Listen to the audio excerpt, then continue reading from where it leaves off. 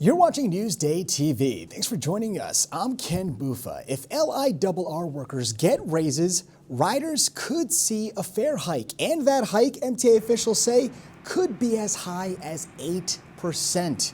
Now we'll have more on what a possible strike could mean for commuters coming up. And a judge sentenced a convicted sex trafficker to 15 to 21 years in prison. Prosecutors say Mitchell Johnson of Farmingville used violence, deception, and drugs to force a woman into prostitution. In court, he apologized and said, quote, "I'm not a pimp." And a judge has agreed to drop charges against former Suffolk Police Chief James Burke if he does not have any run-ins with the law in the next 6 months. Now, Burke was facing public lewdness and indecent exposure charges after an arrest and an undercover sex solicitation sting back in 2023. And health officials say the Calverton chemical plume at the former Grumman site is way more extensive than the Navy admitted. The Suffolk Health Department spent years testing the water there, and it found hazardous chemicals flowing towards the Peconic River.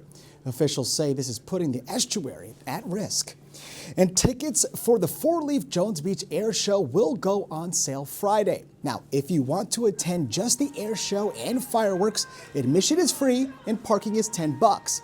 But the chalet tickets are $250 and include food, drinks, and VIP parking. All right, let's take a quick look at tomorrow's weather. It was a gorgeous day today. Let's see what we have in store tomorrow. Well, some showers in the morning, clouds overhead in the afternoon, but they move out towards the evening times. Temps will be near 60s, and of course, we'll have that 7-day forecast for you later in the broadcast. Long Island Railroad riders could see an 8% fare hike if workers get the raises they want. Newsday reporter Alfonso Castillo has more. Some developments here at the MTA's monthly board meeting as it comes to the ongoing labor dispute between 5 Long Island Railroad unions and the MTA. The unions threatening to go on strike next month if they can't come to a settlement in this contract dispute. Some union representatives showed up at this meeting, called out the MTA for not wanting to meet with them, and on the spot, the chairman of the MTA invited them to go into the back, and they did. So he had kind of an impromptu negotiation session here that ended with both sides agreeing to meet again. No details on those meetings yet. MTA also previewing what a strike might mean for riders. New details of the strike contingency plan, which would include busing from 5 locations on Long Island to subway stations in Queens.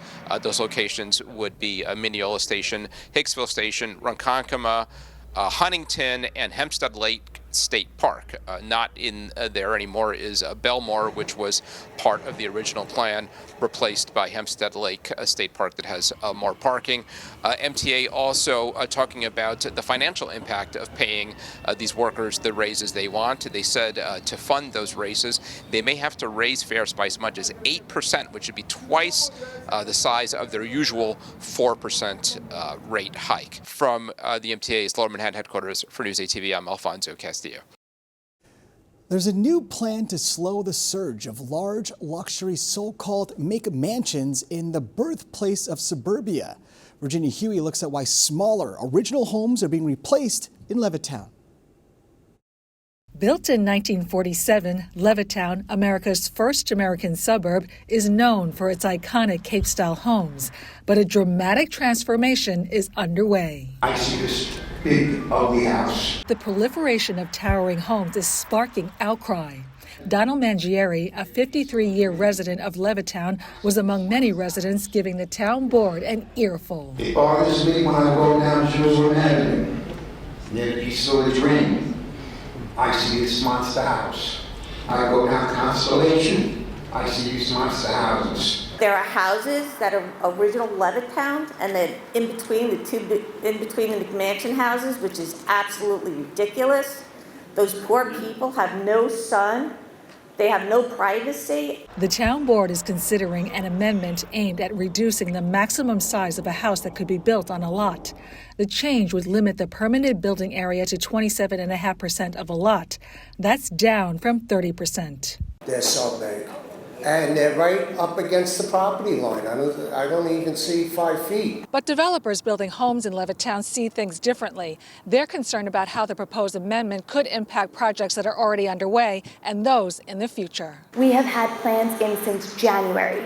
That is $50,000 plus of carrying cost. We request that this fine goes through, but make it effective of a future date. Do not make it effective of what already is in. It's our intent to keep the character of the neighborhood intact while weighing the financial implications and all the other things. After 2.5 hours of public comment, the board moved to continue the hearing on the matter on May 12th. For Newsday TV, I'm Virginia Huey.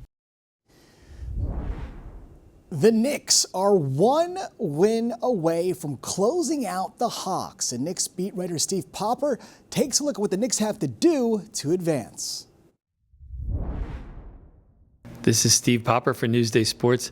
The Knicks have taken control of this opening round series with a chance to close it out in Atlanta on Thursday night. And this was the most convincing show of what they've kind of adjusted to and accomplished here. After a pair of 1-point losses, they won by 16 in Atlanta the other day to even the series, and now have taken a 3-2 lead with a convincing 29-point win today. And I think the biggest thing was this was the return of Jalen Brunson. The Hawks have done a great job of hounding him, blanketing him, trying to get the ball out of his hands. And in Game 4, he deferred, letting Karl Anthony Towns sort of run the offense. But this was vintage Jalen Brunson, 39 points, 17 in the fourth quarter as the Knicks pulled away to blow this game wide open. It was just important for us to come out the way we did, regardless of who's doing the scoring or whatever. I think just us being on the string on both sides of the ball really helped us. And we were locked in mentally, and the way we were playing, it was it's how we wanted to play. There's still a lot of things I think that we can do better and not have lapses, but I think our mentality walking into the game is something that we need to continue to have. And now it takes one more. The Hawks will have counters. The Hawks will have more physicality back in Atlanta, and the Knicks expect all that. But you also expect that Jalen Brunson is back in the series as the sort of superstar that has carried the Knicks this far. This is Steve Popper, Newsday Sports.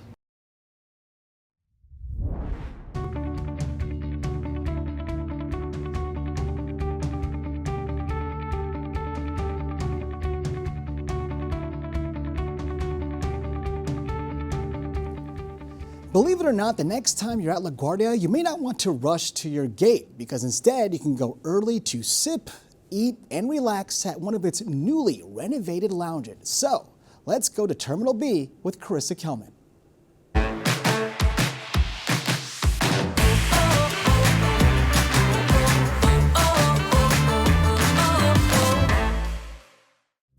Airports can be stressful, but LaGuardia's Terminal B is actually designed to be the exact opposite of that. From the moment you walk in, you're surrounded by art, natural light, and intentional design meant to slow you down. I love all of the greenery here, and yes, this is all real, and you can even hear the sound of birds.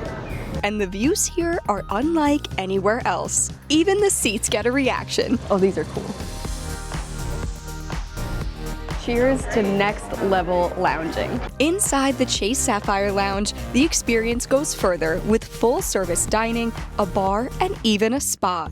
Just keep your voice down in there. I forgot to whisper my his mom. Here I am yelling, disrupting the peace. Reserve a rest pod, book a facial, or pretend your flight isn't boarding in 20 minutes. Thank you. The table service is one of the best things about this place. This is not your typical airport food. In fact, nothing here looks like you're in an airport. This is like a lounge within a lounge. And right next to the kids' playroom, something hiding behind this curtain. This is the speakeasy arcade area. Play some music. Well, this is the fanciest jukebox I've ever seen. Or games. And don't forget to take a photo booth picture before you go. At the new Capital One landing, it's all about elevated small plates. Look at the little cup of Caesar salad. That is so cute. Just a bite size of Caesar salad. With a tapas bar and dine-in menu by Chef Jose Andres, prepared to wow you. So take a bite. Take a bite and then a bite. And then another bite, okay. Or just do one old bite. Yes, even a caviar cart. Bring a fine dining experience straight to your gate. It did exactly what you just said. At LaGuardia's Terminal B, you can leave the stress at home and start your trip feeling like you're already there. Carissa Kelman, Newsday TV. Looks like a nice place. All right, let's take a look at your 7-day forecast, shall we, to see what the rest of the week is shaping up to be. And we are dry over the weekend, which is good news. Tomorrow, again, we're near 60s. Friday, we have sun in the 60s. It's going to be a little bit chilly on Saturday and Sunday, but again, we are dry. And next week, we are inching into the mid-60s. Long Island weather is brought to you by Fire Island Ferries. Now, for more on the stories you've seen here today, head over to Newsday.com. Click Get More below the Newsday TV video box. I'm Ken Buffa. More news coming up.